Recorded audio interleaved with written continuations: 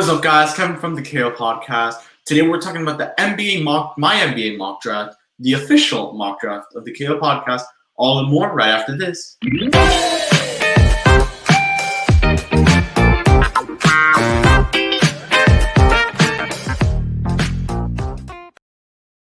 Remember to like and subscribe to our channel, the KO Podcast. Remember to follow us on all our social medias: Instagram, Facebook, Twitter, and Twitch. And don't forget, we will be live with the man himself, Oficial Sequeira, October 30th at 7 p.m. Do not miss it. So, as you guys heard in my intro, today we're talking about the NBA mock draft that I have made and assembled here. It is on Instagram. It is on Facebook. So you guys could go down there and rate it because I gave you guys the option to do that. But we're going to start with our first pick, which is Obi Toppin. Obi Toppin is the power forward out of Daytona, I'm pretty sure. Daytona.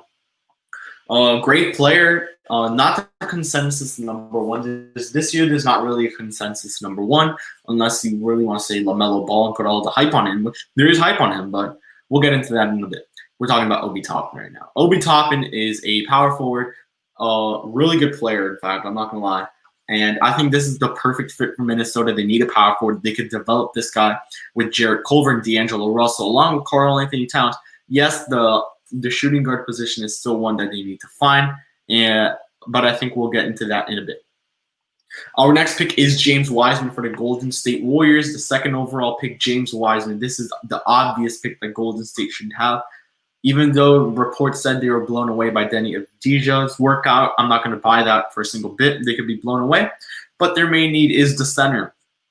If you've noticed on those championship teams, the Warriors dynasty teams, they didn't have a clear-cut center. The most they had was JaVale McGee and Kevon Looney, and DeMarcus Cousins, which did not last long at all. But this is probably the best fit right here for James Wiseman and for the Warriors to snag this talent. This is some good young talent the Warriors are having right here. Then the Charlotte Hornets with third overall pick. I have the Charlotte Hornets taking Onyeka Okongwu. This is a pick that reminds me of Bam Adebayo. This is who I want the Miami Heat to draft, but it will not happen whatsoever. Onyeka Okongwu reminds me of Bam Adebayo, a guy who's going to go out there and just pretty much run the point center, if we could say. A guy who's going to go down there and just slam it in there for you at all costs. This is a move that will help Charlotte out because they need a power forward. Even though they have one in Miles Bridges, you could maybe move Onyeka Okongwu to the center or move Bridges to the small forward. Either way, it'll work. Tyler Zeller is not the answer for this team. This is why I haven't taken Okongwu, which is, I'm pretty sure, a 6'9", 6'10" center out of USC. With our fourth pick, I have the Chicago Bulls taking Anthony Edwards, the supposed consensus number one overall pick, the best prospect in this year's draft. Why do I have him dropping this low? It's not really low, honestly, but why do you have him dropping this low? Honestly, Chicago needs a guy like Anthony Edwards. They need a young guy who they could rely on, not fully rely on, because you have Zach LaVine, Otto Porter, you have Lauri Markkanen, and you have Wendell Carter. But you kind of need a point guard, Chicago, and this might be the guy, Anthony Edwards, not to play point guard, but to play shooting guard and small forward because of the height. I just noticed they do have Kobe White. So this is not a bad team in Chicago, and especially with Billy Donovan, who's good at developing guys. This is probably the best fit for Anthony Edwards. Now, what will this do for Chicago? It'll bring in a guy, a young talent, who's going to help this team really just get points off the bench, which is one of their biggest needs because this starting five is not bad if you look at it. And what I mean by the starting five is Kobe White at the point guard, Zach LaVine at the shooting guard, Otto Porter at small forward, Markkanen at center, Wendell Carter Markkanen at power forward, and Carter at the center. That's a good starting five, a good young starting five, which I think could do things for the future. But adding Anthony Edwards would bring in a good sixth man. We're going to go into our next team, our next couple of picks, which is the Cleveland Cavaliers taking Isaac Okoro. Isaac Okoro fits the small forward need for Cleveland. They do have Jetty Osman, but I don't think that'll be the long-term plan for this team. Isaac Okoro is a guy who's going to go out and at least give you 10 to 12 points a game. Good defensive player. I like this guy, and I think he will help out the Cleveland Cavaliers rebuild. Next, we have Precious Achiuwa. Now, you guys should be saying, what? Who is this guy? This guy was one of the top prospects of little by little he has fell. He is from Memphis, just like James Wiseman. But this is one of the biggest needs for the Hawks, just because you don't know what Mr. John Collins could hold, what the future holds for John Collins. I like Precious Achiuwa as a guy who's going to go out there and help this team win, and especially on the bench if you do keep John Collins. Now I finally have LaMelo Ball going number 7 to the Detroit Pistons. This is the perfect fit for LaMelo Ball. There's no other way to say it. You should be seeing why 7? Why does he drop this low? Let's look. Obi Toppin, that's the perfect fit. Minnesota doesn't really need a point guard. Maybe you could go out there, but I'll get into that one later because I did draft them a point guard in the later round. Do the Warriors really need a point guard? Not really. I mean, you have Kai Bowen if you keep him. The Hornets, do they need a point guard? Terry Rozier and you have Devontae Graham. I don't really see a need for a point guard. Chicago, you have Kobe White. Cleveland, you have Colin Sexton, and you have Darius Garland. And then this is where we go. Atlanta, they don't need a point guard. They have Trae Young. It'll be cool, but you have Kevin Huerter also. But this is where I get to Detroit. Detroit does not have a good point guard at all. The last point guard that they had really was Derrick Rose, which is currently still on the team, and Reggie Jackson. So I think LaMelo would be the perfect future fit for this team. Like, you could look in a couple of years down the road, this is the guy who's going to be balling out for the Detroit Pistons. Next, we have Denny Avdija. This is a guy who blew away the Warriors supposedly in a workout, but I see him going to the Knicks. I like Denny. Good player, good international player, played in the Israel League. A lot of comparisons to possibly even Luka Doncic. Luka Doncic, even though he did play in a tough league in Madrid or Real Madrid's team, it's okay because Denny is a really good player. Now I'm gonna get back on the screen and tell you guys that this draft could really go either way. But to me, this is the order that we're going to be seeing. Mainly that 1 and 2 spot with James White, with Obi Toppin at number 1 and Wiseman at 2. After that, it could be anything could happen. We look at that, and maybe Charlotte's like, you know what? Let's take LaMelo Ball, or let's take Anthony Edwards, which wouldn't be a bad fit. Anthony Edwards to Charlotte is not bad at all. Now we're going to go with our next couple of picks right here. We start with the Washington Wizards taking Tyrese Halliburton, a point guard. I have him taking Halliburton simply because this is a guy who I have hope for and I really like on this team. Halliburton is the kind of guy who will replace John Wall in the future as the starting point guard of the team. He's a young guy who has a lot of developing to do. Now, the Phoenix Suns. I have them finally taking their point guard of the future. Forget Ricky Rubio as the future point guard of this team. As of right now, it's not bad. But Cole Anthony is the perfect fit for this team in the future of the Phoenix Suns. He is a guy from North Carolina the College of North Carolina. Really good player. I see him doing good things for the Phoenix Suns, especially pairing him with Devin Booker, Cam Johnson, who did not play bad at all. And then you have a guy with DeAndre Ayton that you could pair up so you could lob some balls to him, get him some assists. Not a bad pick for the Phoenix Suns here. And getting Cole Anthony this late in the draft, really. Now we have the San Antonio Spurs. I have him taking Patrick Williams. He's a guy who's going to shoot the 3 ball really well. Good player. I have him being great for this team in San Antonio, especially when they're going to go into a rebuilding phase.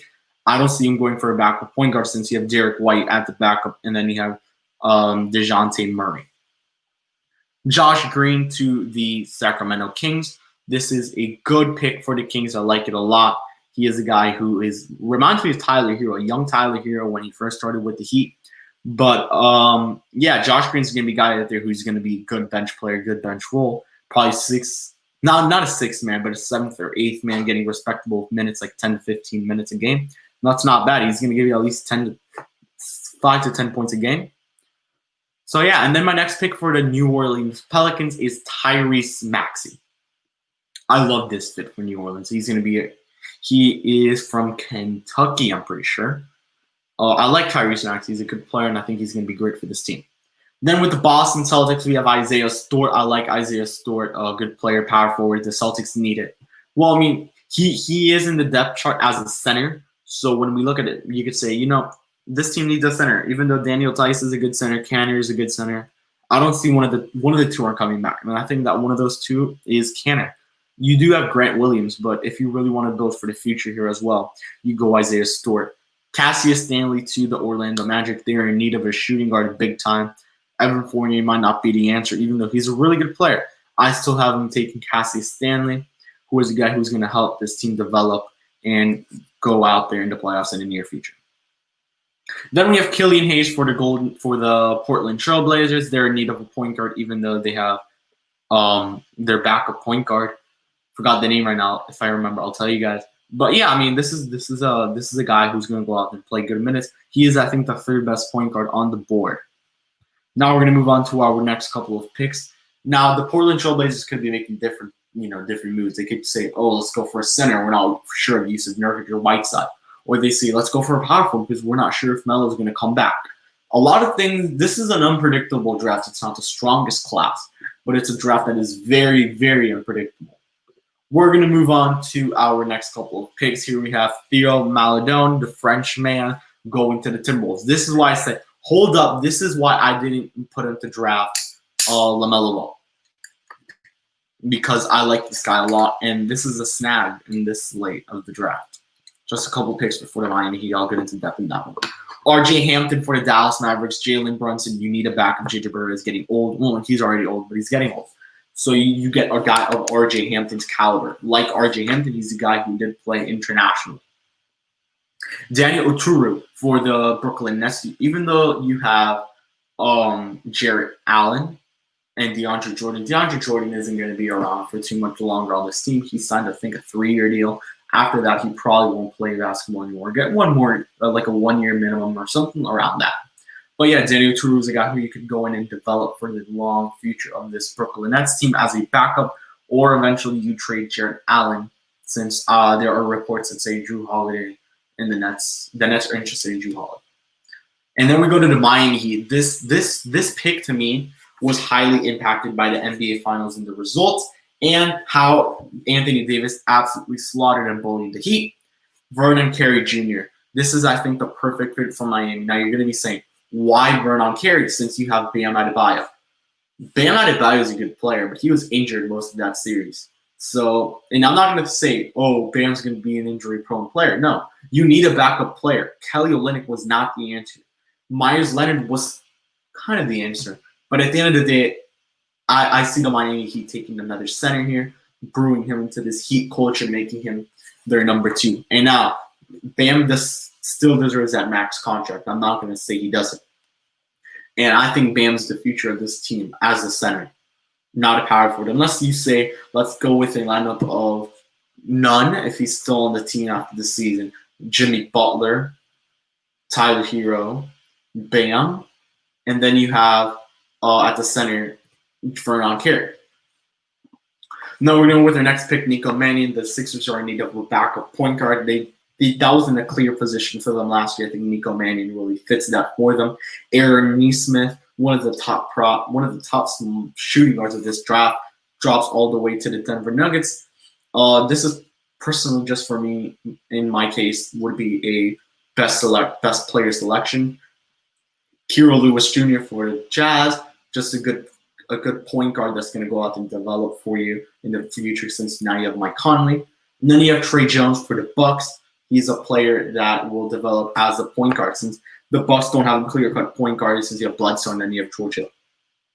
We're going to move on to our last couple of picks, but before that, I want to remember that you guys should like and subscribe to the channel. Give a like to the video. Turn on the bell button so you know when we post a video like this one, or go live like we will Friday, October 30th. Now we go with our final 6 picks. We go Cassius Winston to the Thunder, just a point guard who's going to help them out for the future, since Chris Paul won't be a long-term result. Then you have Reggie Perry at the center. Again, Celtics need a center. Perry's the guy. Jahemius Ramsey as the point guard for the Knicks. He's the guy who's going to be a good backup. And then you have Devon Dotson for the Lakers. They need a shooting guard, since you don't know what will happen with KCP and with Rajon Rondo. Finally, you have the Raptors taking Nick Richards. He is a center. You see these centers, Marc Gasol and Serge Ibaka. I don't see Ibaka there for too much longer unless he resigns. And Marc Gasol's just he's getting old. And the final pick would be Sadiq Bey, best available you take. Thank you guys for watching the video. Remember to like and subscribe. I'll see you guys on the next one. Peace out.